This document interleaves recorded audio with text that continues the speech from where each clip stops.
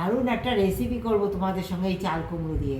তোমরা পুরো ভিডিওটা আমার সঙ্গে থাকো, দেখো এই চাল কুমড়ো দিয়ে আমি কী করি। না, এখন আমি এই চাল কুমড়োটা কাটবো, কেটে আমি সুন্দর এই যে গ্রেটার নিচ্ছি, এই যে গ্রেটারে আমি সুন্দর কেটে গ্রেট করে নেব। দেখো বন্ধুরা, এই যে চাল কুমড়ো সমস্ত গ্রেট করে নিয়েছি, এটা আমি কিচেন টাওয়ালে নিয়ে নিয়েছি। কেন দেখো, এই যে এই রসটা ঝরিয়ে নেব। যেহেতু এটা আমি কোপ্তা করব, তাই এই রসটা থাকলে পরে তাতে আমার অনেক বেসন খরচা হবে, আর সেই বেসন বেশি গেলে পরে কোপ্তাটা কখনোই টেস্ট লাগবে না। তাই আমি এই রসটা আবার আমি ইউজ করবো। এই রসটা কিন্তু ফেলে দেবো না। তোমরা আমার সঙ্গে থেকো, দেখো কীভাবে আমি রসটা ইউজ করি, কারণ চাল কুমড়ার রসটা তো খাওয়া ভালো।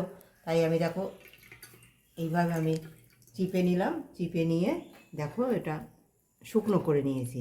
হ্যাঁ, এবার দেখো এটা কোপ্তা করার জন্য আমি নিয়ে নিয়েছি এই যে আলু গ্রেট করে নিয়েছি, আদা কুচি, লঙ্কা কুচি, একটু কাজু বাদাম কুচি, একটু কিশমিশ, একটু বেসন, সামান্য চিনি, নুন, হলুদ, একটু ভাজা মশলা।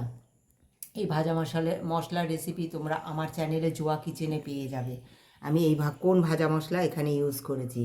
হ্যাঁ, ধনে জিরে দিয়ে কিভাবে, অন্যান্য মশলা দিয়ে কিভাবে এই মশলাটা তৈরি করেছি। আর দেখো এই চাল কুমড়াটা এর মধ্যে আমি দিয়ে দিলাম। হ্যাঁ, দিয়ে সুন্দর করে সব কিছু দিয়ে আমি এটা মেখে নেব। কোপ্তার আকার আমি সুন্দর তৈরি করে নিয়েছি।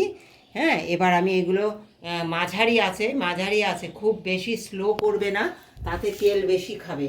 আর খুব বেশি হাই করবে না, তাতে আমার চাল কুমড়োগুলো ভালো গলবে না, হ্যাঁ, ভাজা হবে না তো ভিতর থেকে। তাই আস্তে আস্তে করে মাঝারি আঁচে এগুলো ভেজে নিতে হবে। সব কটা আমি এইভাবে ভেজে নেব। দেখো বন্ধুরা, এই যে সুন্দর লাল লাল করে আমি সমস্ত কোপ্তাগুলো ভেজে নিয়েছি। এবার দেখো এটা কোপ্তার আমি কারি করব।